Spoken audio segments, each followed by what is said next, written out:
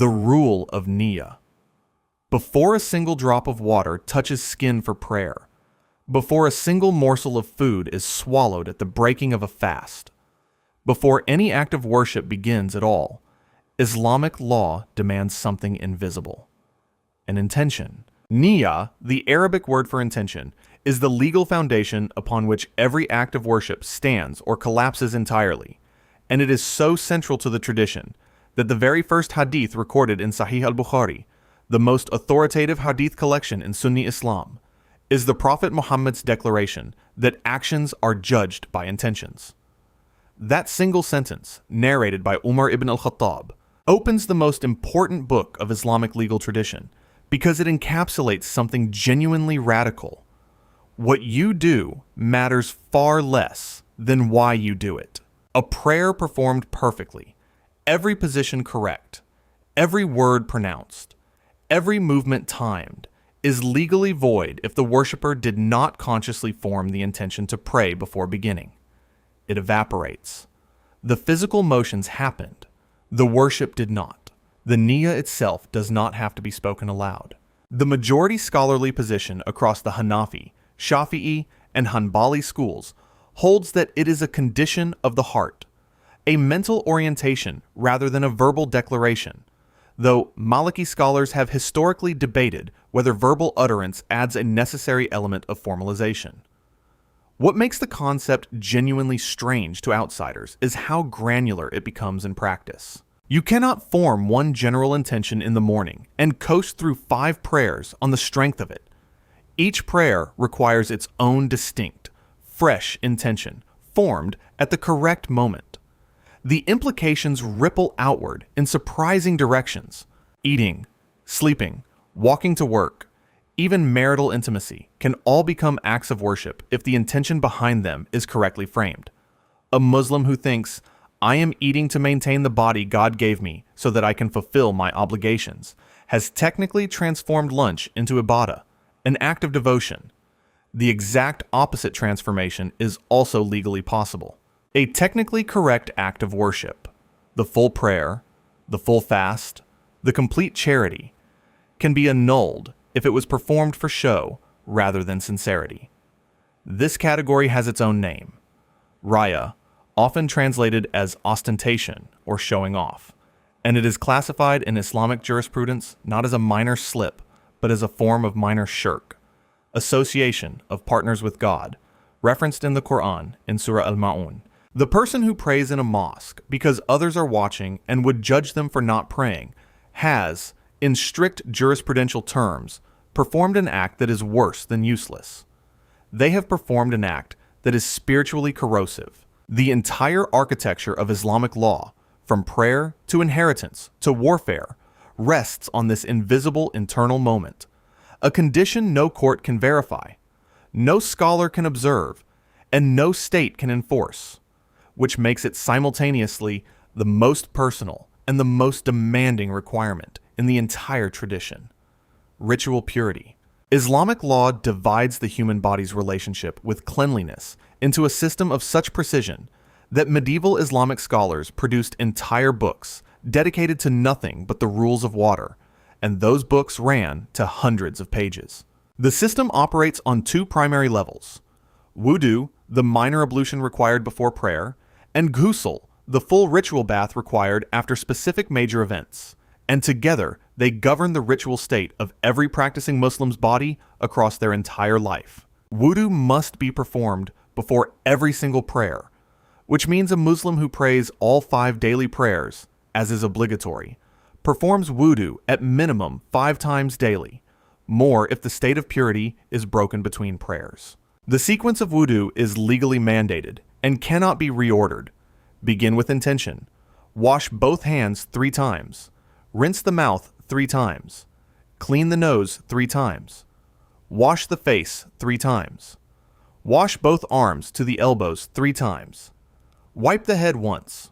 Wash both feet to the ankles 3 times. The scholars of the Shafi'i and Hanbali schools hold that this sequence, tartib, is a condition of validity, meaning performing these steps out of order produces an invalid wudu as surely as skipping a step entirely. The Maliki school agrees on sequence, but differs on certain specifics. The Hanafi school holds that sequence is recommended, but not strictly required for validity. Wudu is broken, nullified, by a specific list of events: using the toilet, passing gas, losing consciousness through sleep or fainting, and, in some school-specific positions, heavy bleeding or touching the genitals without barrier. Once broken, wudu must be renewed before prayer. The ghusl, by contrast, is triggered by a different and more significant category of events: sexual intercourse, ejaculation regardless of cause, the end of a woman's menstrual period, the end of postpartum bleeding, and death. A deceased Muslim must receive ghusl from living Muslims before burial, making ritual purification literally the last thing that happens to a person's body before it enters the ground. The ghusl requires water to reach every part of the body, including the roots of the hair, and debate exists across schools about whether the mouth and nose must be internally rinsed during ghusl as they are during wudu. When water is unavailable or would cause genuine harm, illness, injury, extreme cold, Islamic law offers an alternative of breathtaking practicality: tayammum, the dry ablution using clean earth, sand, stone, or dust. The worshipper strikes clean earth with their hands, wipes their face, then wipes their forearms, and achieves a legally valid state of purity sufficient to perform prayer. This accommodation, rooted in Quran chapter 5 verse 6, meant that a soldier in a desert, a patient in a hospital, a traveler in a waterless landscape could never be cut off from prayer by circumstance alone. The water itself carries conditions. It must be tahur, a term meaning both pure and purifying, which excludes water that has already been used for ritual washing, water contaminated by impurity, and water that has been significantly altered in color, smell, or taste by something mixed into it. The 5 daily prayers and their exact timing windows. Every one of the 5 daily prayers in Islam has a legally defined window of time during which it may be validly performed, and these windows are not approximations or rough guidelines. They are calculated with the precision of astronomical observation and have been refined by Islamic legal scholars over 14 centuries into a science that touches trigonometry, shadow geometry, and the physics of twilight. Fajr, the pre-dawn prayer, begins at true astronomical dawn, the moment when a horizontal band of white light appears on the eastern horizon, distinct from the false dawn that precedes it, and ends the instant the upper limb of the sun breaks above the horizon. In summer, at mid-latitudes, this window can be as narrow as 40 to 50 minutes. Miss it, and you have missed an obligatory prayer. Making it up is required, but the sin of missing it without valid excuse remains. Dhuhr begins when the sun passes its zenith, the exact moment it crosses the meridian, and ends when an object's shadow reaches a length equal to the object itself, plus its shadow at noon, according to the Shafi'i school, or double that length plus the noon shadow, according to the Hanafi school. This single disagreement between 2 of the 4 major Sunni schools of law means that in a Hanafi majority city like Istanbul and a Shafi'i majority city like Cairo, Asr prayer legally begins at different times from the same sun.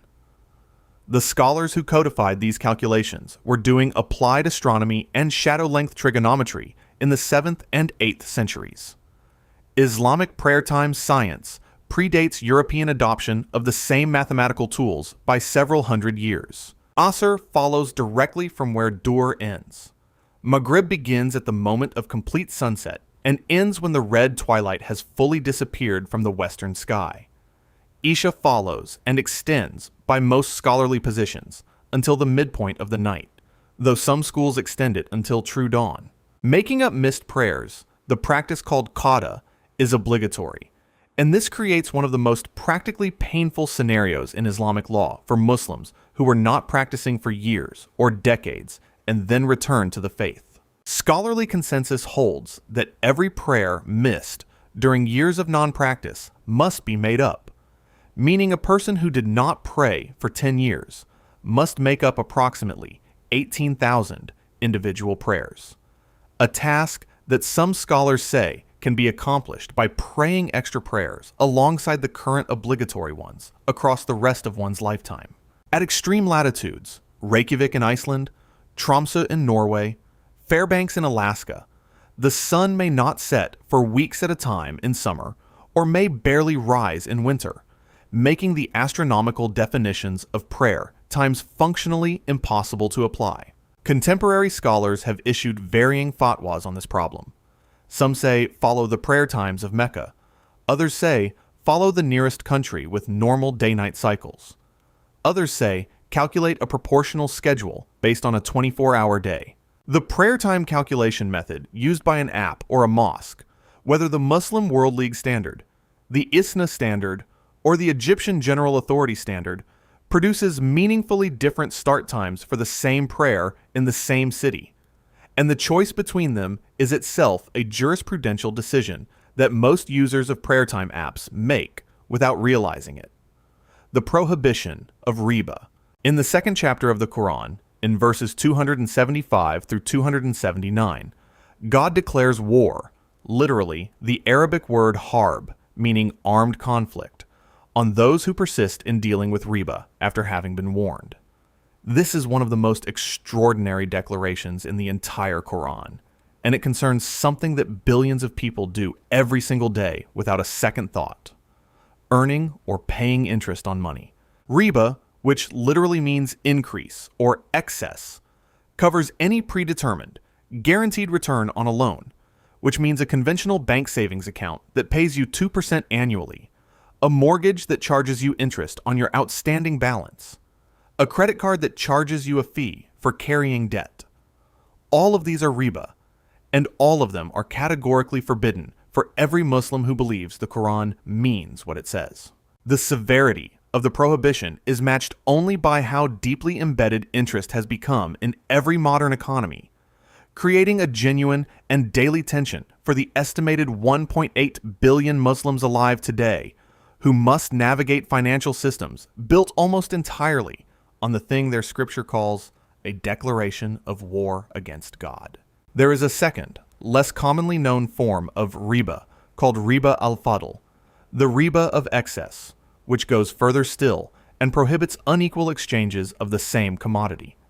A hadith in Sahih Muslim specifies 6 ribawi commodities: gold, silver, wheat, barley, dates, and salt, and states that they may only be exchanged among themselves in equal quantities and with immediate hand-to-hand transfer.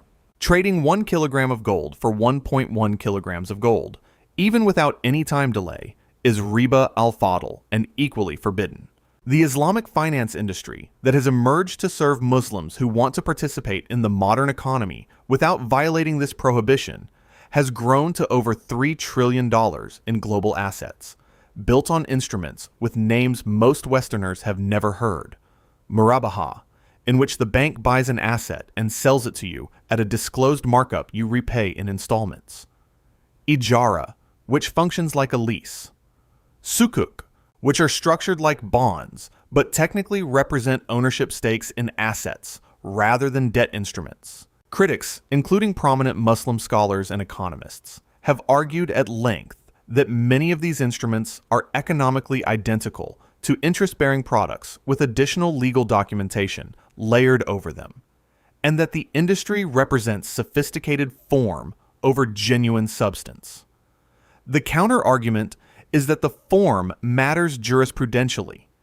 Islamic law distinguishes between a loan that mechanically generates more money and a sale or lease that involves genuine transfer of risk and ownership. For a practicing Muslim in a Western city looking to buy a home without a conventional mortgage, the practical reality is that riba-free alternatives are frequently more expensive, less available, and structurally less flexible than conventional mortgages, meaning the sincere attempt to follow this ruling comes at a measurable financial cost that non-Muslim neighbors simply do not face. Halal and haram food. Most people know that pork is forbidden in Islam, and most people stop there, which means most people know approximately 5% of Islamic dietary law and are entirely unaware of the other 95. The core prohibitions are listed in 4 separate passages of the Quran, chapters 2, 5, 6, and 16, and they extend well beyond the pig. Forbidden are carrion, meaning animals that died without proper slaughter. Blood, any animal over which a name other than God's was invoked at the time of slaughter.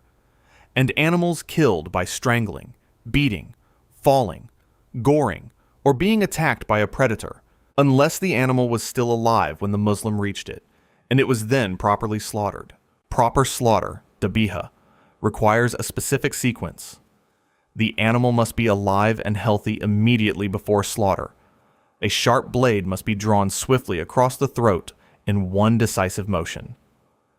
Severing the windpipe, esophagus, and both carotid arteries, God's name must be invoked with Bismillah at the moment of slaughter, and the blood must be fully drained from the carcass before the meat is used. The question of whether animals may be stunned before slaughter, a standard practice in modern industrial abattoirs, adopted for animal welfare reasons, has become one of the most contested issues in halal certification globally. Reversible stunning, which theoretically leaves the animal able to survive if not slaughtered, is accepted by a number of Islamic bodies, including the Islamic Food and Nutrition Council of America. Irreversible stunning, which guarantees the animal would die from the stun itself, is rejected by virtually all major Islamic authorities because it violates the requirement that the animal be alive and healthy at the moment of slaughter. The seafood rules will surprise anyone who assumed that no pork was the primary dietary restriction. The Shafi'i and Hanbali schools consider all creatures of the sea halal. Every fish, every shellfish, every crustacean, based on the hadith that the sea's water is pure and its dead are halal. The Hanafi school, which is the dominant school across South Asia, Turkey, and much of Central Asia, and represents hundreds of millions of Muslims, permits only fish with scales, meaning that shrimp, lobster, crab, squid, octopus, oysters, and mussels are haram for Hanafi Muslims, while being perfectly halal for their Shafi'i neighbors. Gelatin is perhaps the most hidden minefield in the Western food supply for observant Muslims. Derived predominantly from pork bones and skin in the Western food industry, gelatin appears in marshmallows, gummy candies, many yogurts, certain types of bread, and, importantly, the capsule shells of a large proportion of pharmaceutical medications. Muslims who discover this and then examine their medicine cabinets frequently find that half their medications are technically haram by default, though most major Islamic legal bodies have issued rulings permitting necessary medications when no halal alternative exists. Vanilla extract, produced by steeping vanilla beans in alcohol, sits in a gray zone that different scholars have resolved differently. Some consider the alcohol-based extraction process sufficient to prohibit it. Others hold that the alcohol is a solvent rather than an intoxicant in the final product. The debate over fermentation-produced trace alcohol in bread and vinegar follows a similar pattern. Scholars distinguish between something that intoxicates and something that merely contains a trace byproduct of a fermentation process, and their conclusions vary enough to affect what ends up on observant Muslim dinner tables across the world. The rule of awrah. Islamic law specifies, in considerable detail, exactly which portions of the human body must be concealed, and from whom, and the answer changes depending on your gender, the gender of the person looking at you, and the specific family relationship, or lack thereof, between you and that person. The term for this legally mandated coverage is awrah, which literally means that which must be concealed, or that which causes shame if exposed, and its rules are among the most practically immediate aspects of Islamic jurisprudence in daily life. For men, the minimum awrah is the area from navel to knee, a position agreed upon across all 4 major Sunni schools without significant dissent. A Muslim man at a swimming pool in shorts that cover this range is in full legal compliance with awrah requirements, regardless of what else he is or is not wearing. For women in the presence of non-mahram men, men who are not in the category of unmarriageable relatives, The majority scholarly position across the Shafi'i, Hanbali, and Maliki schools holds that the entire body, except the face and hands, must be covered. A significant minority position within the Hanbali school, and the position of scholars like Ibn Baz in the modern era, extends the obligation to cover the face and hands as well, making the niqab obligatory rather than recommended, a conclusion derived from one interpretation of the Quranic phrase, "except what is apparent," in chapter 24, verse 31, where scholars debate whether what is apparent refers to the face and hands, or to nothing at all except the outer garment. The least commonly known aspect of awrah law is what it specifies for women in contexts other than mixed-gender public space. A Muslim woman's awrah in front of other Muslim women is from navel to knee, identical to a man's awrah, which means that the hijab, the head covering, is not required among women according to standard jurisprudence across all four schools. Her awrah in front of mahram, male relatives, father, brother, son, grandfather, uncle, falls into an intermediate category where she must cover what she would cover in front of women, though some scholars add additional restrictions. The rule for women in front of non-Muslim women is itself debated. The majority position treats them the same as Muslim women for awrah purposes, but a minority of scholars have historically expressed more caution, arguing that non-Muslim women cannot be assumed to observe the same discretion about describing a woman's body to men who might be interested. These distinctions mean that a fully observant Muslim woman navigates not one dress standard, but several simultaneously, code-switching her coverage requirements based on a continuous assessment of exactly who is in the room and what their relationship to her is under Islamic family law.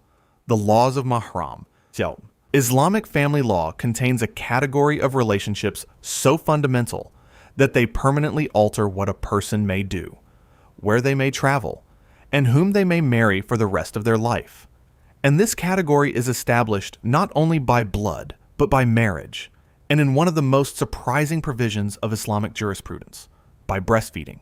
The mahram system, rooted in Quran, chapter 4, verses 22 through 24, defines the people to whom marriage is permanently and absolutely forbidden: mothers, daughters, sisters, paternal and maternal aunts, nieces, foster mothers, foster sisters who nursed from the same woman, mothers-in-law, stepdaughters from a consummated marriage, daughters-in-law, and stepfathers' wives.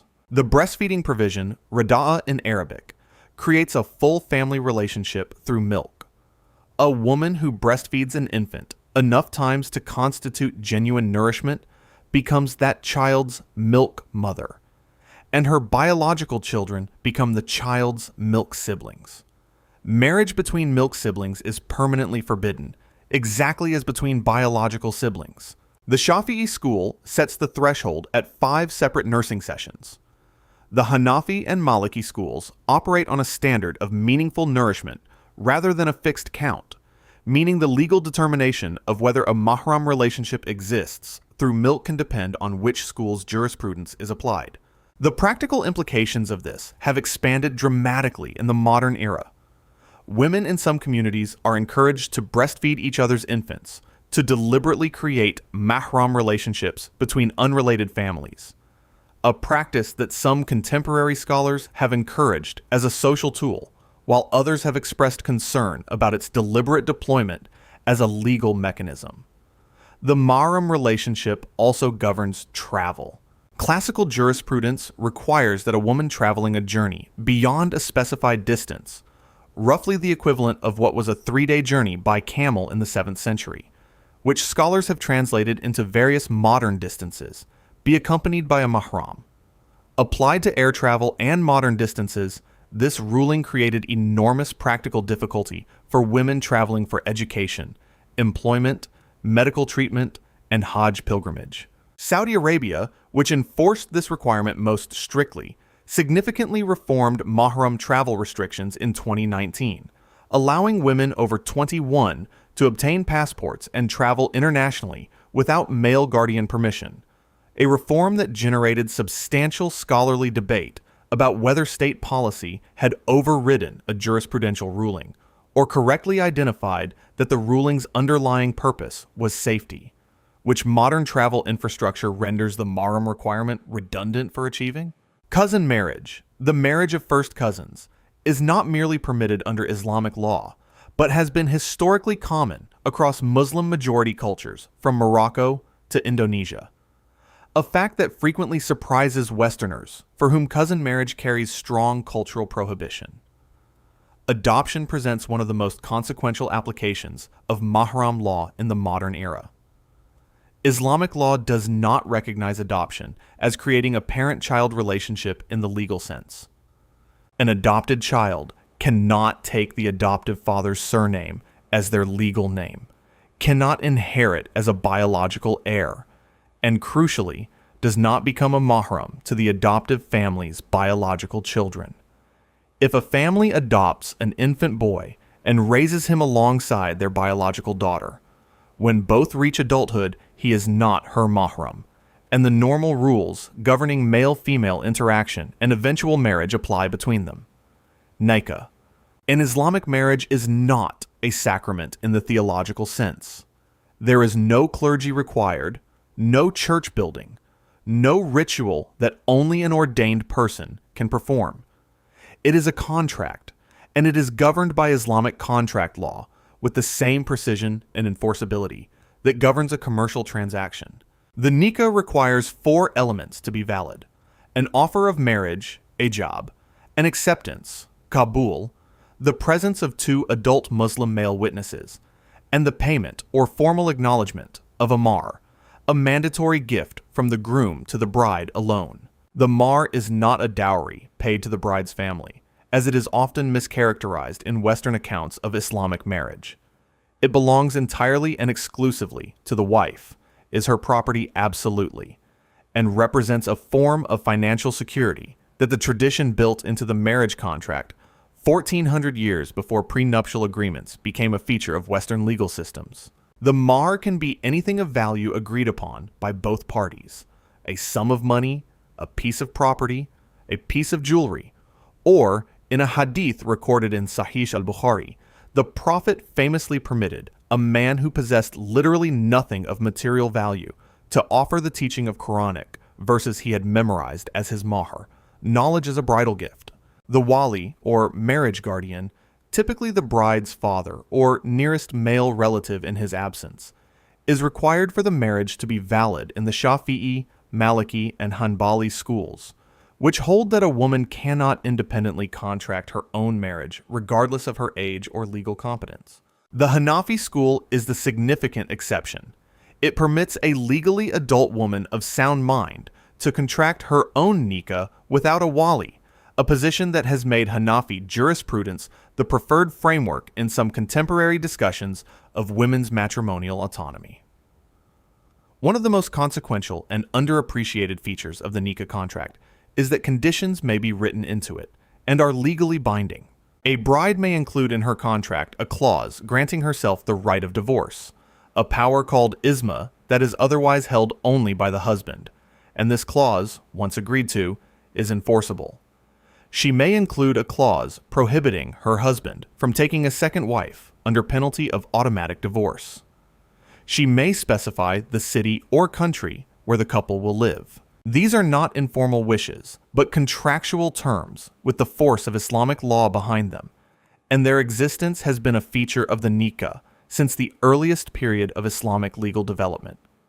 A secret marriage conducted without witnesses and hidden from family and community is invalid in Islamic law regardless of how sincerely both parties intend it, which directly addresses the phenomenon of private love marriages entered without family knowledge. The interfaith marriage rules represent one of the most asymmetric aspects of Islamic family law.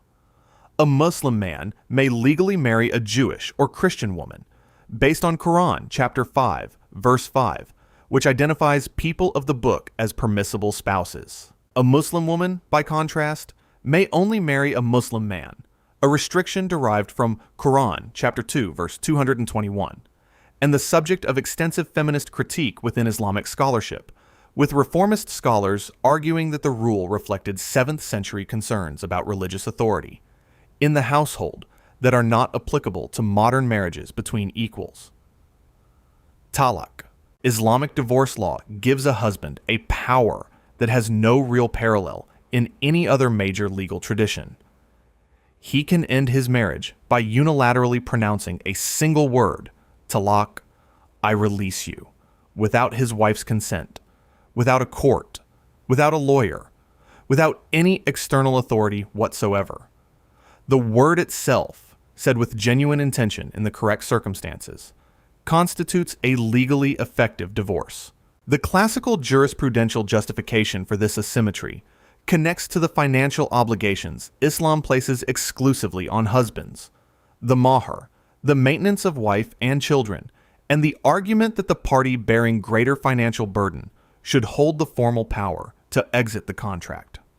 Critics across 14 centuries of Islamic thought have found this reasoning insufficient to justify what is, in practice, an enormous power imbalance that has caused documented harm to women across the Muslim world. The proper procedure for talaq is what the tradition calls talaq al-sunnah, the sunnah-compliant divorce, which requires one pronouncement of talaq during a period when the wife is not menstruating and when the couple has not had sexual intercourse during that menstrual cycle, followed by the iddah waiting period of 3 complete menstrual cycles, during which the couple remains under the same roof without resuming marital relations. This structure is deliberate. 3 months of cohabitation without physical intimacy is a built-in reconciliation mechanism, and during this period, the divorce can be revoked by the husband simply resuming the marriage. The triple talaq, saying, I divorce you, 3 times in a single sitting, was historically practiced and is still considered by some schools to constitute an immediate and irrevocable divorce from which the waiting period cannot pull the couple back. The majority of contemporary Islamic scholars, including major institutions like Al-Azhar in Egypt, hold that 3 pronouncements in one sitting count legally as only one, preserving the possibility of reconciliation, but the minority position that treats it as immediately final has been applied in practice across Muslim-majority communities for centuries. India banned the practice of instant triple talaq entirely in 2019 through the Muslim Women Protection of Rights on Marriage Act, making it a criminal offense punishable by imprisonment, a piece of legislation that was simultaneously welcomed as protection for women and criticized by some scholars as state interference in religious law. After a final irrevocable divorce, if the couple wishes to remarry each other, Islamic law requires that the woman first genuinely marry another man in a valid nikah, consummate that marriage through intercourse, and then be voluntarily divorced by her new husband before she can return to her first husband. This requirement, called tahleel, and pejoratively known as halala, is considered by its defenders a severe deterrent against hasty triple divorce, and by its critics a degrading imposition that has historically been exploited through arranged halala marriages performed purely to circumvent the prohibition, a practice most scholars consider sinful, even as the underlying legal structure that creates the incentive for it remains in place. A woman seeking to exit a marriage has access to 2 primary mechanisms: khul, in which she returns the mahr to her husband and he accepts the dissolution, as referenced in Quran chapter 2, verse 229, or fasq, judicial annulment obtained through a court on grounds including abandonment, failure to provide financial support, proven harm, impotence, or extended imprisonment. The iddah waiting period applies to all forms of divorce and serves 2 concurrent legal purposes: confirming that the woman is not pregnant, thereby protecting lineage, and providing the mandatory space for the possibility of reconciliation. The rules of inheritance.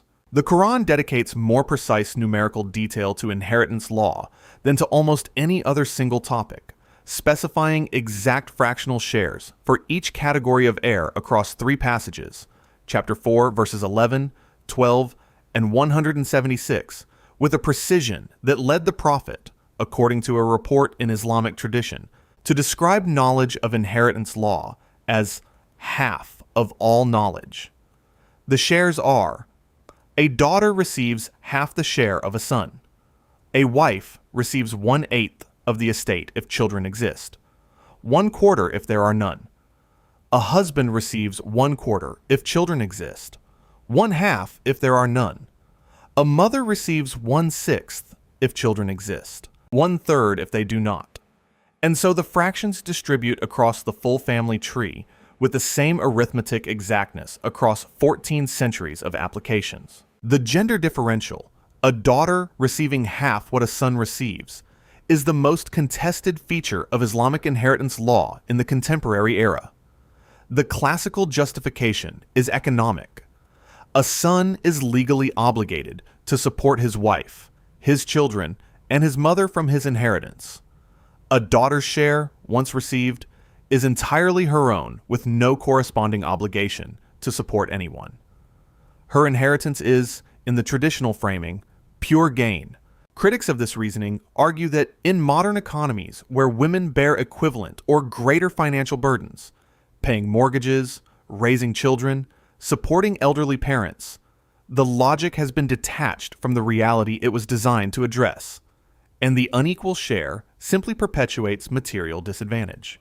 Tunisia abolished gender-differentiated inheritance shares in 2018, legislating equal shares for male and female heirs, a reform immediately condemned by religious scholars in a number of Muslim-majority countries as a direct violation of a Quranic ruling, and praised by reformist Muslim scholars and women's rights advocates as a necessary adaptation. Non-Muslims cannot inherit from a Muslim estate under classical jurisprudence, and Muslims cannot inherit from non-Muslim estates, a rule derived from hadith in both Sahih al-Bukhari and Sahih Muslim, with enormous practical consequences for interfaith families in Western countries, where a non-Muslim spouse or child may find themselves excluded from an estate under Islamic legal principles that a secular court in their country would not enforce, but that their Muslim family member was committed to applying. A murderer cannot inherit from their victim, a principle so fundamental that it appears in the earliest Islamic legal literature and predates comparable slayer rules in most Western legal traditions by many centuries.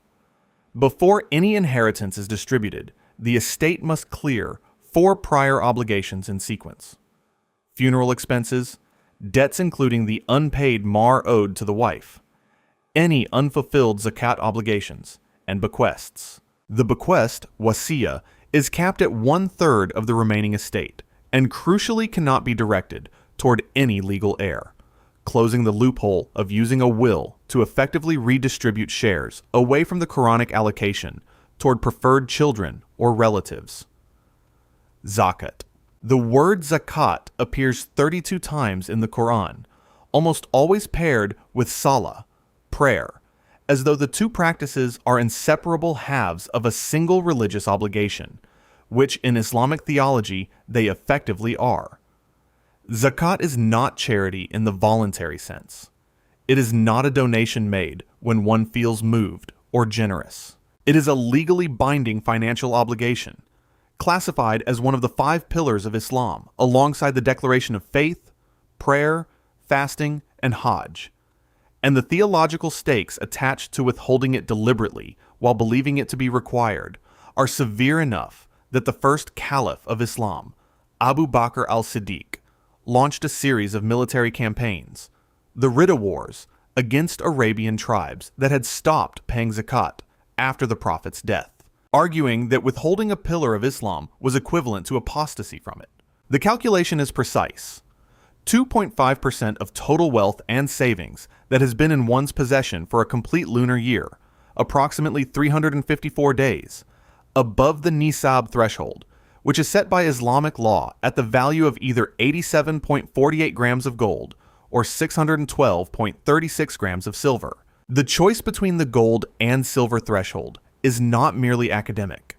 In most modern economies, the gold nisab translates to a substantially higher minimum threshold than the silver nisab, meaning that using the gold standard obligates fewer people, while using the silver standard obligates significantly more people and generates substantially more zakat for distribution to the poor. Scholars and Islamic finance bodies disagree about which standard to apply, with some arguing the silver nisab should be preferred because it maximizes the redistribution of wealth to those who need it most. Zakat does not apply to all forms of wealth uniformly. Savings held in cash or bank accounts are calculated at 2.5%. Business inventory is assessed at 2.5%. Agricultural produce from rain-fed land incurs a 10% zakat, and from irrigated land, 5%. Mined minerals are assessed at 20%. A rate called khums, and livestock have their own detailed calculation based on type and number of animals. The Quran specifies in chapter 9, verse 60, that zakat may only be distributed among 8 categories of recipients: the poor, the destitute, those who administer zakat collection, those whose hearts are being inclined toward Islam, for the freeing of enslaved people, for those crushed by debt, for the cause of God, and for stranded travelers. Estimates of the global annual zakat potential range from $200 to $600 billion, a range so wide that it reflects the fundamental difficulty of measuring a religious obligation that millions fulfill privately without reporting. And the gap between the theoretical sum that could be generated and the amounts that actually reach the poor through organized zakat channels is one of the central preoccupations of Islamic economics as a field. Hajj. Every year, somewhere between 1.5 and 2 million people converge on a valley in western Saudi Arabia to perform what is, by most measures, the largest single annual gathering of human beings on the surface of the earth, all of them wearing the same 2 unstitched white cloths, all of them performing the same sequence of rites, all of them prohibited from cutting a single hair or trimming a single fingernail from the moment they enter the sacred boundary. Hajj, the pilgrimage to Mecca, is obligatory exactly once in a lifetime for every Muslim who possesses the financial means to perform it without going into debt and the physical ability to complete it without endangering their health. This ability clause, called Istihala, is one of the most consequential single conditions in Islamic law. It exempts the majority of Muslims alive at any given time from the immediate obligation while leaving the aspiration burning, creating a lifelong calculation that observant Muslims make continuously. Can I afford this yet? Am I healthy enough? Have I provided for my dependents? For decades. The ihram state entered upon crossing the Miqat, one of 5 geographically fixed boundary points surrounding Mecca, is among the most restrictive legal states in Islamic jurisprudence. For the duration of Hajj, a pilgrim in ihram cannot cut hair or nails, use perfume or scented products of any kind, engage in sexual activity, or even speak of it, engage in arguments or aggressive behavior, hunt animals, or uproot plants within the sacred precincts. The white garments that all male pilgrims wear, 2 seamless, unstitched cloths, one wrapped around the lower body and one draped over the shoulders, deliberately erase all visible markers of wealth, nationality, and status. A billionaire and a subsistence farmer are wearing the same thing and performing the same movements, which is either a profound statement about human equality before God or a brief theatrical performance of equality that evaporates the moment everyone goes home, depending on your level of cynicism. The tawaf, the circumambulation of the Kaaba 7 times counterclockwise, beginning and ending at the black stone embedded in the Kaaba's eastern corner, generates what may be the most extraordinary visual phenomenon in the religious world. Millions of people in concentric circles rotating around a black cube at the center of a vast white mosque, a living galaxy seen from above. The stoning of the Jamarat, pelting 3 pillars representing the devil at the locations where Abraham is said to have driven Satan away with stones, has been one of the deadliest recurring events in the religious calendar. A stampede on September 24th, 2015, near the Jamarat Bridge in Mina, killed at minimum 769 people, according to Saudi official figures, while independent tallies by countries tracking their own nationals suggested a death toll potentially exceeding 2,400. The pillars have since been replaced with multi-level architecturally engineered bridges with crowd flow systems designed to prevent the lethal compression that turned devotion into catastrophe. A proxy Hajj, called Badal Hajj, may be performed by one person on behalf of another who is physically unable to perform it themselves, including on behalf of the deceased, provided the proxy has already completed their own obligatory Hajj. The rules of fasting. Islamic fasting is not merely an instruction to avoid food and drink from sunrise to sunset, which is how it is commonly described to non-Muslims, and how observant Muslims sometimes allow it to be misunderstood. It is a precisely regulated legal state, governed by rules that specify not only what breaks it, but what does not. With different categories of violation, carrying different legal penalties, ranging from simply making up a missed day to a kafara, expiation, that is, by any measure, one of the most severe acts of penitence in any religious tradition. The fast begins at true astronomical dawn, Fajr, and ends at sunset, Maghrib, and the boundaries are absolute. A fast broken even 1 minute before sunset by deliberate eating or drinking requires that the day be made up after Ramadan without any additional penalty, provided the break was intentional, but not through intercourse. Deliberate sexual intercourse during a Ramadan fast is in a different legal category entirely and triggers the kafara.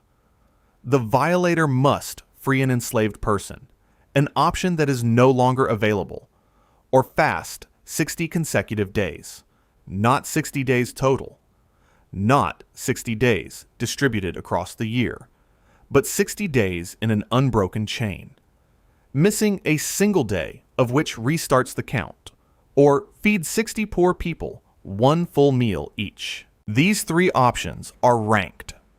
You move to the next only if the previous is genuinely impossible. A man who interrupted his Ramadan fast through intercourse and cannot free a slave and cannot safely fast 60 days must feed 60 poor people.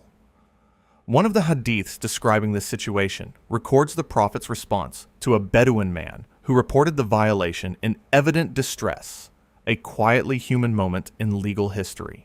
Menstruation automatically invalidates a woman's fast.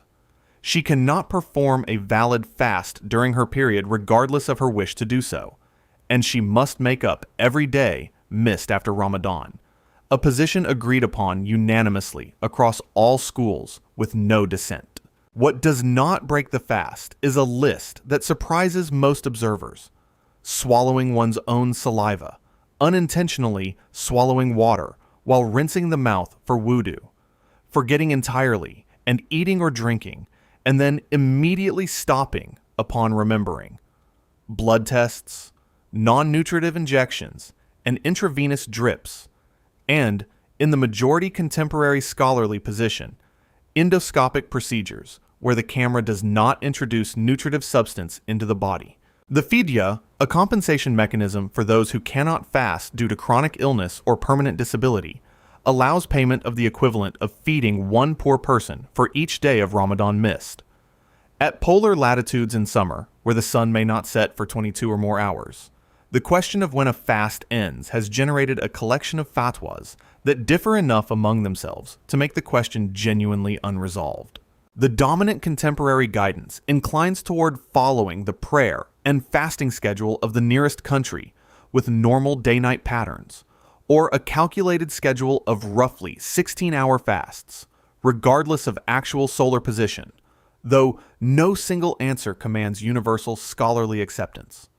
Gender mixing and the Khalwa rule. There is a rule in Islamic jurisprudence that has generated more awkward professional conversations, more reconfigured office spaces, more architectural decisions about door placement, and more debates about the nature of online communication than perhaps any other single ruling, and most non-Muslims, and many Muslims, have never heard its name. The rule is the prohibition of Khalwa, which means the state of being privately alone with a non-mahram member of the opposite sex in a closed or secluded space. The Prophet is reported in hadith collections, including Sahih al-Bukhari, to have said that whenever a man is alone with a woman who is not his mahram, the devil is the third among them, a statement that is simultaneously vivid and comprehensive, leaving essentially no ambiguity about the ruling's intent. Khalwa applies when the conditions of genuine privacy are met: a closed room, an isolated space, a situation where no other person could enter without warning, or where the two people are effectively beyond observation. It does not apply to a crowded train, an open-plan office, a public street, a busy restaurant, or any genuinely public space where the presence of others provides natural observation. The boundary between public and private becomes complicated in modern professional contexts in ways that no medieval jurist had reason to anticipate. A male supervisor and a female employee meeting behind a closed office door are technically in khalwa. The scholars' recommended solutions are practical. Leave the door open, install a window in the door, ensure a third person is present, or conduct the meeting in a visible space. Contemporary scholars have extended the analysis to digital communication. Does a private online chat between a man and a woman constitute khalwa? The physical presence requirement in the original hadith leads many scholars to answer no, but others argue that the underlying concern, unchaperoned private intimate communication between non-mahram individuals, is equally present in a private message thread, and that the ruling's purpose demands its application to the medium. The prohibition on handshaking between unrelated men and women is a companion ruling. The majority scholarly position holds that physical contact between non-mahram men and women is forbidden even in professional or social settings, creating daily friction for observant Muslims in Western workplaces, where handshaking is the standard greeting and refusing it can read as rude or hostile.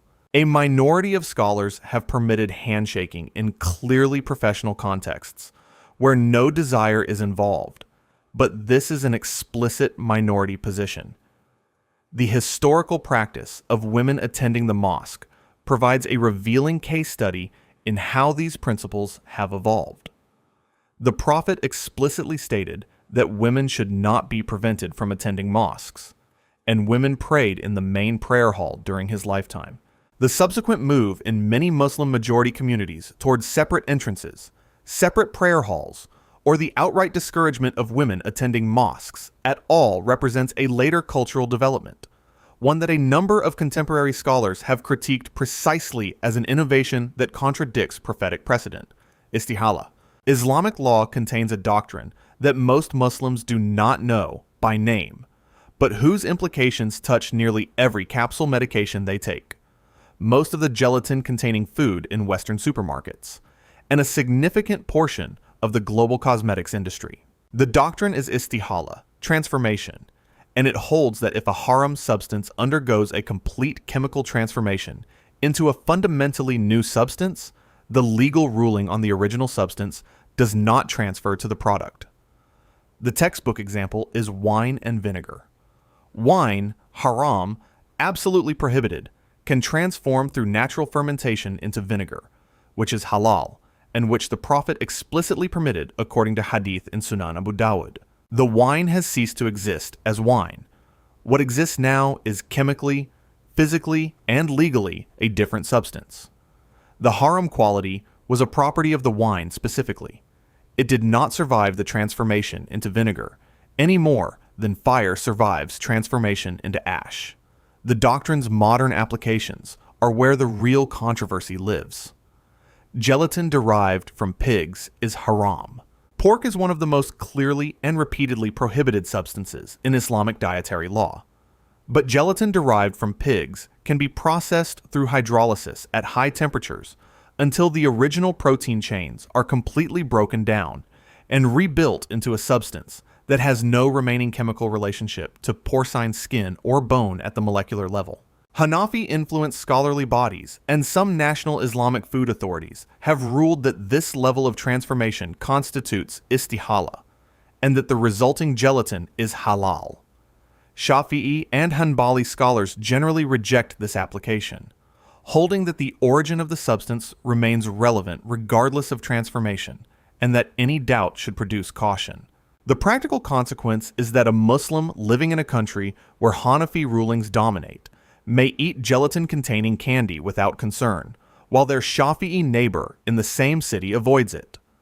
Pork-derived insulin, used by diabetic patients before the development of synthetic insulin, was permitted by virtually all major Islamic legal bodies through a combination of Istihala and the separate principle of necessity, darura, which permits the prohibited when life is genuinely at stake.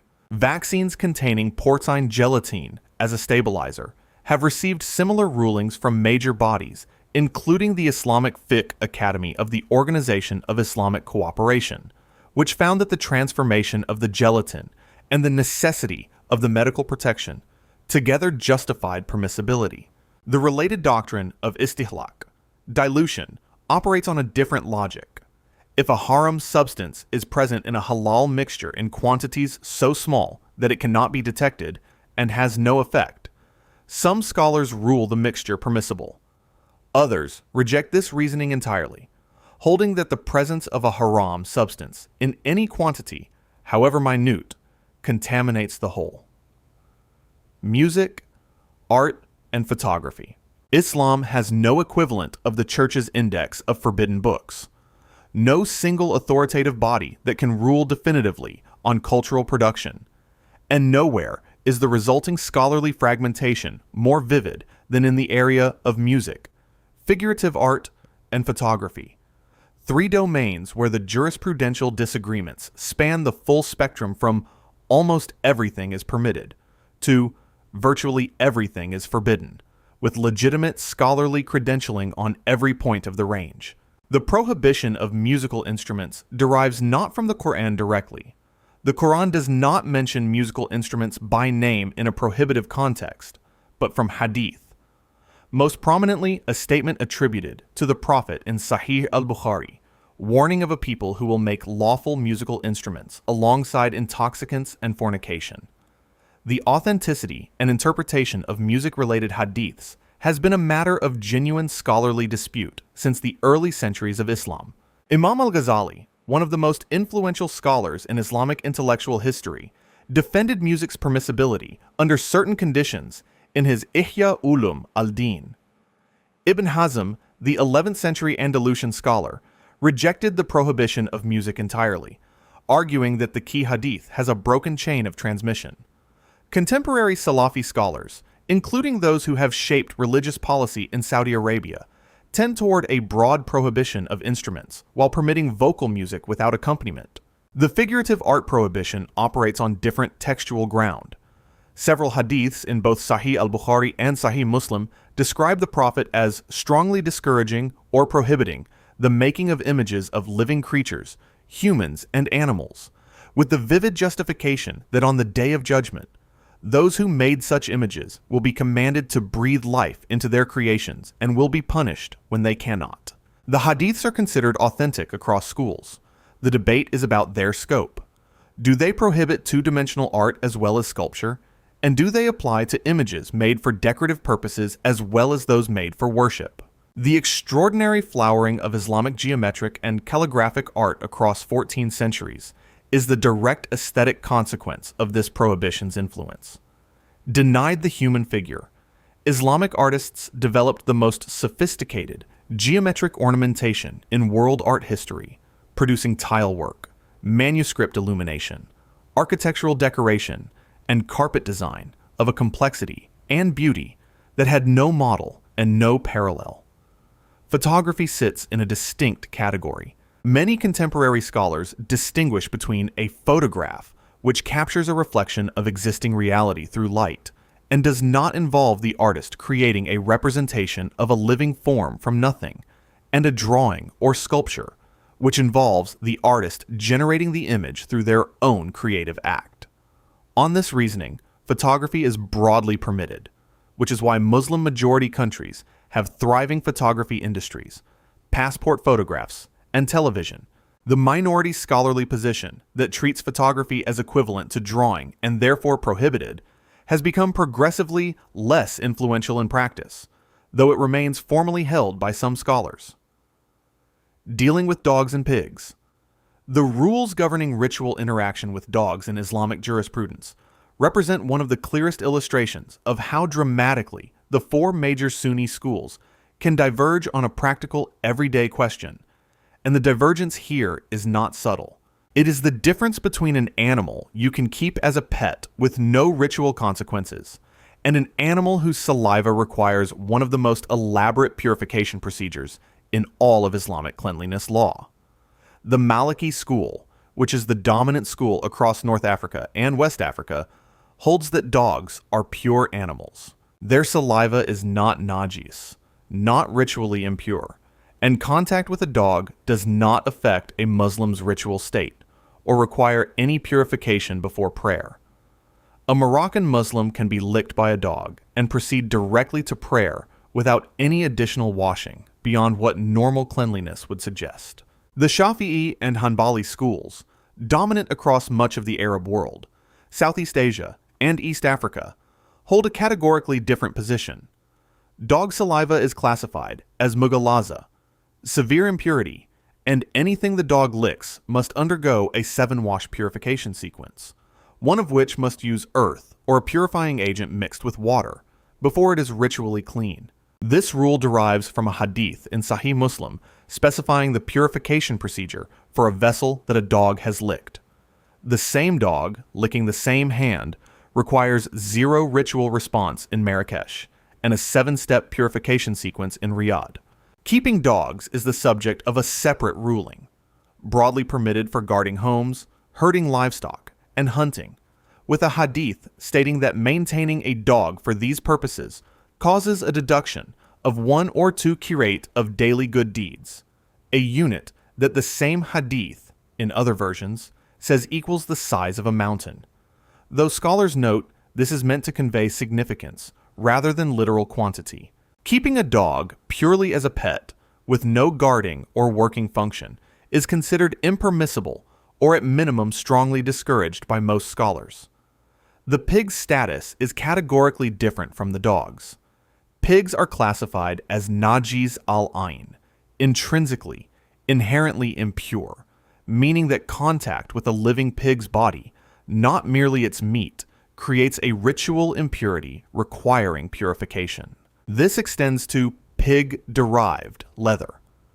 Wallets, belts, and shoes made from pig leather are problematic for observant Muslims, though the doctrine of Istihala, transformation through tanning, has been invoked by some scholars to argue that fully tanned pigskin becomes a legally different material. Cats occupy the opposite end of the spectrum entirely. The Prophet kept cats, and a hadith recorded in Sunan Abu Dawud explains that the Prophet allowed a cat to drink from his ablution water because cats are not najis, for they are of those who go around among you, a ruling so definitive that cats are universally considered pure across all 4 schools, which may explain why they appear so frequently and affectionately throughout Islamic history and in the streets of every Muslim-majority city. Islamic rules on sleep and dreams. Islamic law extends its reach into the most private and involuntary corners of human experience.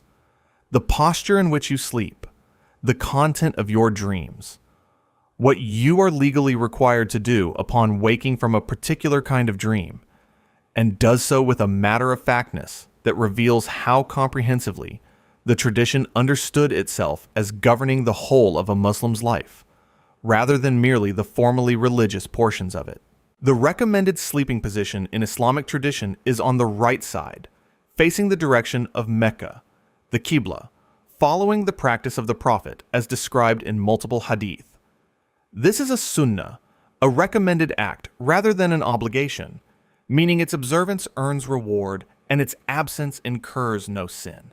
The posture of sleeping on one's stomach is actively discouraged.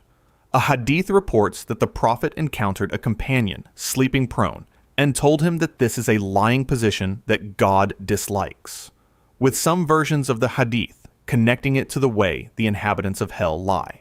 The authenticity of the specific stomach sleeping hadith has been assessed differently by scholars of hadith criticism, and readers of Islamic literature are sometimes cautioned that the chain of transmission for this particular narration warrants scrutiny.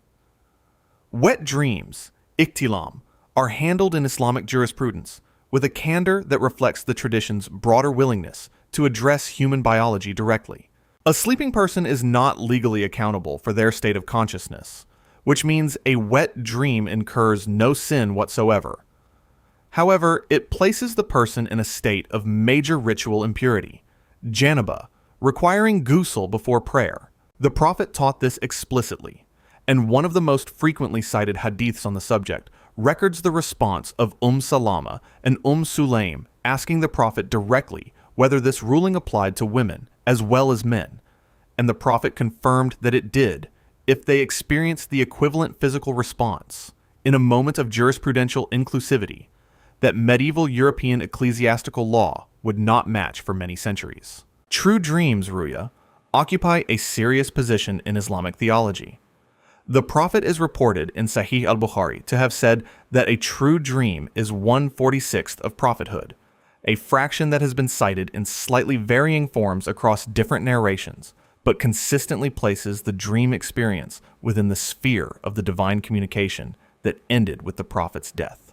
The Islamic tradition of dream interpretation, ta'bir, consequently developed as a respected scholarly discipline, with figures like Ibn Sirin in the 8th century producing influential texts that remain in print. The recommended supplication upon waking from a nightmare, seeking refuge in God from the devil and from the evil of what was seen, and then turning to the other side, is one of dozens of specific invocations that collectively constitute what the tradition calls the fortress of the Muslim, a comprehensive liturgy for every moment of the day from waking to sleeping. Yawning is categorized as makruh, disliked, with the Prophet attributing it to the devil and instructing that it be suppressed or at minimum covered. Sneezing is the opposite, a blessing that triggers an obligatory social exchange where the sneezer says, Alhamdulillah, and those nearby respond, Yarhamukallah, the rules of oaths and vows. Every culture has its version of the solemn oath, the sworn promise that carries weight beyond an ordinary statement. And Islamic jurisprudence has built an elaborate legal architecture around what happens when such promises are made, what precisely they obligate, and what must happen when they are broken. The yamin, a sworn oath invoking God, is the foundational category. When a Muslim says, by Allah, I will do this, or by Allah, I will never do that, they have created a legally binding religious obligation. Breaking it without valid excuse requires kafra, the same expiation described in Quran, chapter 5, verse 89. Feed 10 poor people 1 meal each, or clothe 10 poor people, or free an enslaved person, and if none of these is possible, fast for 3 consecutive days. The phrase, inshallah, so pervasive in Muslim speech that it has entered the passive vocabulary of non-Muslims worldwide, carries a specific jurisprudential function when used within an oath. Saying, by Allah, I will do this, inshallah, inserts a genuine legal exception into the oath. If God does not will the fulfillment, the person is not bound. Classical scholars debated whether this exception clause must be said immediately, as part of the oath, or whether it retains its legal effect when added afterward, and whether it must be said with genuine awareness of its jurisprudential meaning, or whether habitual usage is sufficient. The use of inshallah as a social deflection, or polite way of saying, probably not, a usage so common as to be a cultural joke about the Muslim world's relationship with time and commitments, is considered by scholars to be a misuse that carries its own moral risk, though it does not create the kafara obligation because no formal oath was made. The Prophet's instruction on oaths is unambiguous. Swear by God or remain silent. Swearing by anything other than God. I swear on my mother. I swear on my children's lives. I swear by this mosque is prohibited and creates no legally binding oath whatsoever, regardless of how sincerely it is intended. The nadr, vow, is a conditional self-imposed obligation. If God grants me recovery from this illness, I vow to fast 3 days. Once the condition is fulfilled, the vow becomes as binding as an obligation and must be carried out. Failure triggers the same kafara as a broken oath. The conditional divorce oath, if you visit that person again, you are divorced, represents one of the most legally dangerous applications of oath-making in Islamic family law. because the divorce condition is legally binding regardless of whether the husband meant it as a genuine threat, a rhetorical flourish, or an expression of frustration, and its fulfillment upon the stated condition being met can produce an accidental, irrevocable termination of a marriage that neither party genuinely wanted to end. The rules governing the dead. The moment a Muslim dies, Islamic law activates a set of obligations that fall upon the surrounding community with the force of fard kifaya, collective obligation, meaning that if enough members of the community fulfill them, all are absolved. But if no one does, everyone in the community shares the sin. These obligations are precise, sequential, and must be completed with speed. Islamic law strongly discourages any delay in burial, with multiple hadith instructing that burial should be hastened, ideally within 24 hours of death. At the moment death occurs, the eyes of the deceased should be gently closed by a family member who simultaneously recites a supplication for the deceased. The body should be turned to face the Qibla if possible, and the body should not be left alone. The ghusl of the deceased follows. A ritual washing of the entire body performed by same-gender washers who are also in a state of ritual purity, using water with specific quantities of lode tree leaves and camphor traditionally incorporated into the final rinses. The kafan, burial shroud, is white cloth, 3 sheets for a man, and, according to the majority scholarly position, 5 for a woman, including coverings for the head, body, and additional wrapping, the precise count varying slightly between schools. The use of plain white cloth for all deceased, regardless of their wealth in life, is an explicit leveling, the same material for the pauper and the prince, which is either profoundly moving or strikes some as a theatrical equality that arrived about 40 years too late to matter. Autopsy is technically impermissible in classical jurisprudence because of the inviolability of the human body even after death, the same principle that prohibits mutilation of corpses. But contemporary scholars have broadly permitted it when legally required by civil authorities, citing the principle of necessity and the communal interest in justice and forensic investigation. Cremation remains absolutely forbidden across all schools without exception. The body must be returned to the earth intact, a requirement that creates serious practical difficulty in countries where land is scarce, where Muslim communities are minorities without dedicated burial grounds, and where civil law may require or strongly favor cremation. Muslim diaspora communities across Europe, North America, and East Asia have negotiated with civil authorities for decades over the establishment of dedicated Islamic burial sections, the prohibition of co-interment with non-Muslims in the same grave, and the requirement that graves not be reused, a standard practice in many European municipal cemeteries that directly conflicts with Islamic law's expectation that the body remain undisturbed until resurrection. The prohibition of silk and gold for men. In one of the most striking asymmetries in Islamic dress law, the two materials that have historically functioned as the universal symbols of wealth, luxury, and high status across virtually every human civilization, natural silk and gold, are absolutely forbidden to Muslim men and unreservedly permitted to Muslim women. The prohibition is established in a hadith in which the Prophet reportedly held gold in one hand and natural silk in the other, and declared, "These two are forbidden for the males of my nation and permitted for its females." A narration found in collections including Sunan Abu Dawud and Sunan an-Nasai, and considered authentic by hadith scholars across schools. The reasoning that scholars have offered varies, that these materials were markers of arrogance and decadent luxury in the Persian and Byzantine courts that Islam was positioning itself against, that silk was associated with feminine clothing in the cultural context of 7th century Arabia, and, most theologically interesting, that both gold and natural silk are described in Quranic passages about paradise as rewards awaiting believers in the afterlife. The argument being that a Muslim man who wears them in this world has taken his reward prematurely. Synthetic silk, the polyester and rayon fabrics that dominate modern fashion under the name silk look or silky, is fully permitted, as the prohibition applies specifically to natural mulberry silk, the product of silkworm cultivation. The practical consequence is that most men's suits, ties, and shirts that appear to be silk are permissible for Muslim men, which has made the ruling largely invisible in the modern textile economy. A permission exists for small amounts of natural silk as trim or decorative edging on otherwise permissible garments. The classical measurement of permissible natural silk decoration is 4 finger widths, approximately 8 to 10 centimeters, a concession intended to allow for modest decorative use without permitting full silk garments. Gold rings, gold watches, gold chains, and gold-framed glasses are all forbidden for men under this ruling. A silver ring is explicitly permitted. The Prophet wore a silver signet ring, described in Sahih al-Bukhari, and a steel or titanium ring is also permissible. White gold presents a contemporary jurisprudential puzzle.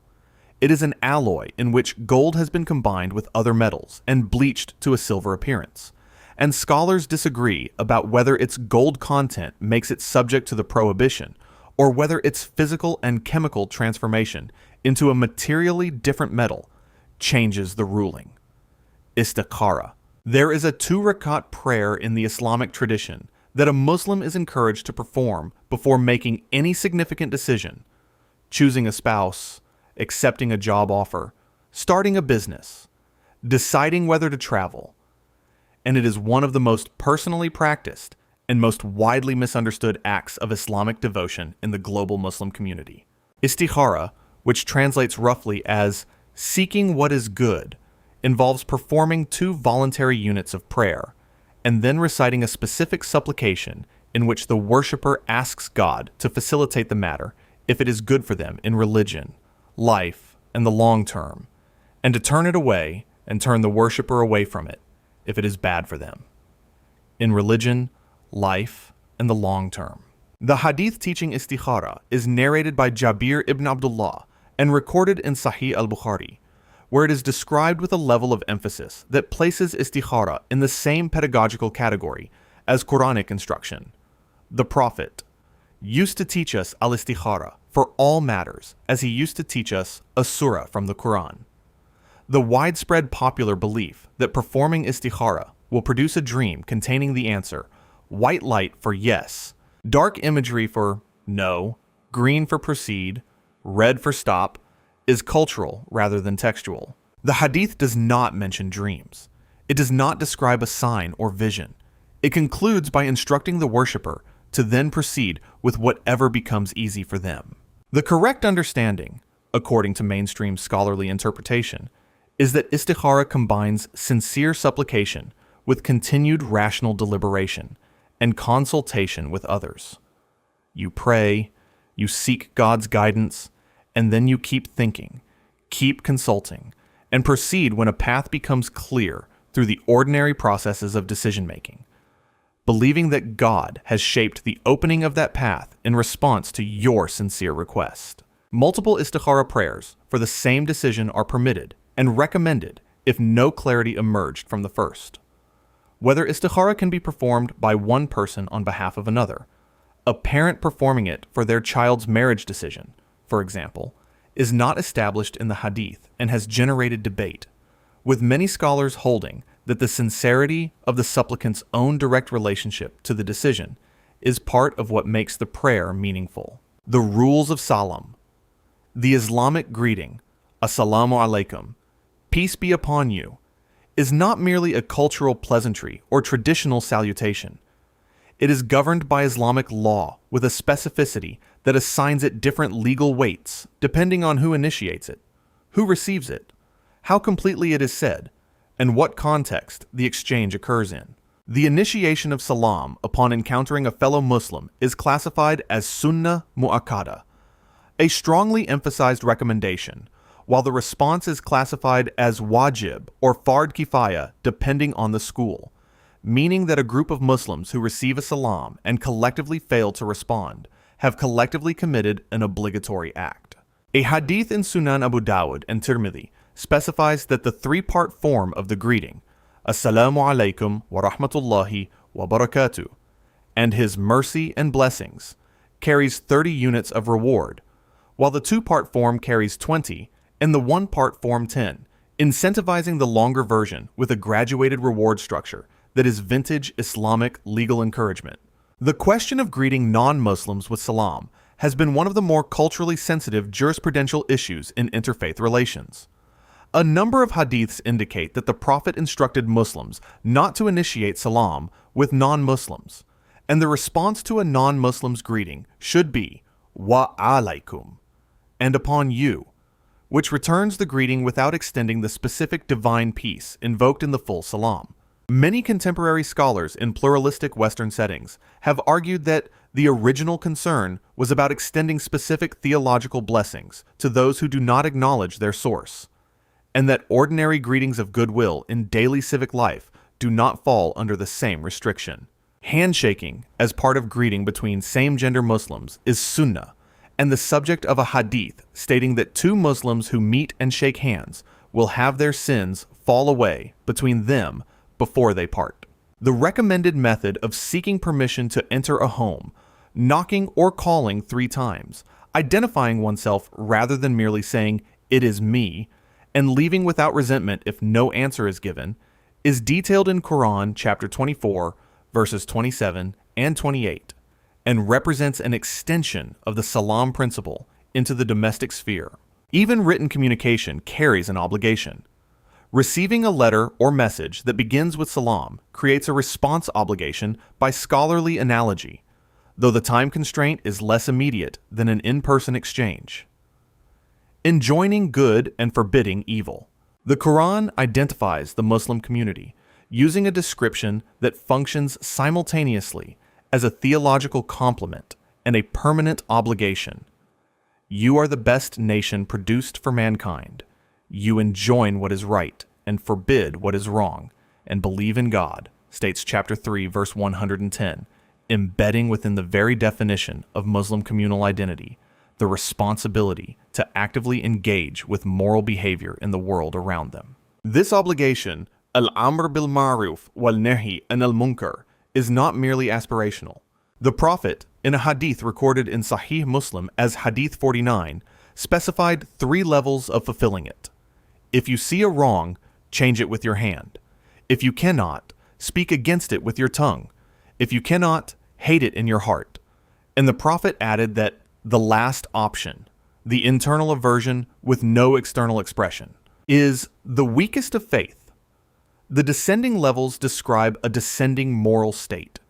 The strongest faith acts, the intermediate faith speaks, and the weakest faith merely disapproves internally. Scholars have been careful to specify that the hand level, physical intervention, is only legitimately exercised by those with appropriate authority, rulers and state institutions, parents over minor children, employers within their domain of responsibility. A private individual who unilaterally uses physical force to stop a stranger from committing what they believe is a sin has exceeded their jurisprudential mandate and may be committing a greater wrong through the disorder they create than the sin they sought to prevent. This condition has been consistently overridden in practice by vigilante religious groups throughout Islamic history, producing exactly the disorder the condition was designed to prevent. The institutional form of this obligation was the hisbah, a government-appointed inspector of markets and public morality, present in virtually every classical Islamic political administration, responsible for ensuring fair weights and measures in commerce, appropriate behavior in public spaces, and compliance with basic Islamic norms. The Saudi institution that descended from this tradition, the Hayat al-Amr bil Ma'ruf wal Nahi an al-Munkar, colloquially known as the Mutawa or religious police, was stripped of its power of arrest by royal decree in 2016, fundamentally changing its operational capacity. The tension between this obligation and the values of religious pluralism, civil liberties, and the rights of non-Muslim minorities living under Muslim-majority governance is one of the central unresolved questions of contemporary Islamic political thought, pitting a Quranic imperative toward communal moral engagement against equally compelling principles of non-coercion and personal accountability before God. The concept of bid'ah, The single most powerful regulatory concept for determining what is and is not permissible in Islamic religious practice is not a prohibition listed in the Quran or a specific hadith about a specific act. It is a meta-principle about change itself. The concept is bid'ah, innovation, and it is established by one of the most sweeping hadith statements in the Islamic tradition. Every newly invented matter is an innovation. Every innovation is going astray, and every going astray is in the fire. Attributed to the Prophet in a narration recorded in Sahih Muslim, and reported by Jabir ibn Abdullah as having been delivered during a Friday khutbah. Taken at full face value and applied without qualification, this statement would prohibit the use of microphones in mosques, the printing of the Quran, the organization of Islamic schools and universities, and the use of loudspeakers for the adhan, none of which existed in the Prophet's time. Classical scholars recognized this problem immediately and developed a crucial qualification. Bid'ah applies exclusively to matters of religious practice, ibadah, acts of worship, ritual, and not to worldly means and tools, even when those tools are used in service of religion. A loudspeaker is a worldly tool. Using it to broadcast the adhan does not alter the adhan's religious content or add to its prescribed form. The adhan itself, in its classical form, is not bid'ah. Amplifying it electronically is not bid'ah. This distinction between religious innovation and worldly adaptation has been the functional foundation of Islamic civilization's ability to develop technology, art, science, and governance without continuous jurisprudential collapse. The deeper dispute concerns whether bid'ah in the religious sphere can ever be divided into praiseworthy and blameworthy categories, or whether any innovation in worship is automatically forbidden, regardless of content. Imam al-Shafi'i is reported, through Ibn Abdul Barr and other early sources, to have distinguished between bid'ah that contradicts the Quran or Sunnah, which is blameworthy, and bid'ah that does not contradict them, which may be praiseworthy. The example historically offered is the congregational Tarawih prayer during Ramadan, which Caliph Umar ibn al-Khattab organized into a formal, unified community practice, something that had not been established in that form by the Prophet, with Umar himself reportedly saying, "What an excellent innovation this is." Salafi and Wahhabi scholarly traditions reject the praiseworthy bid'ah category entirely, holding that Umar's statement was referring to something that had a basis in the Prophet's own practice and was therefore not technically an innovation at all, and that any introduction into worship without direct prophetic precedent is blameworthy by definition. This disagreement is not academic. It has divided communities, ended friendships, generated fatwas, and in the most extreme historical cases, contributed to violent conflict between Muslim groups. The celebration of the Prophet's birthday, Mawlid al-Nabi, is the flashpoint. Traditional Sunni communities across South Asia, North Africa, and the Levant celebrate it as a permissible and praiseworthy expression of love for the Prophet. Salafi communities condemn it as an innovation with no precedent in the first 3 generations of Islam, the prohibition being proportional to the love its celebrants claim is its motivation. If you want to see more, click the video on screen now.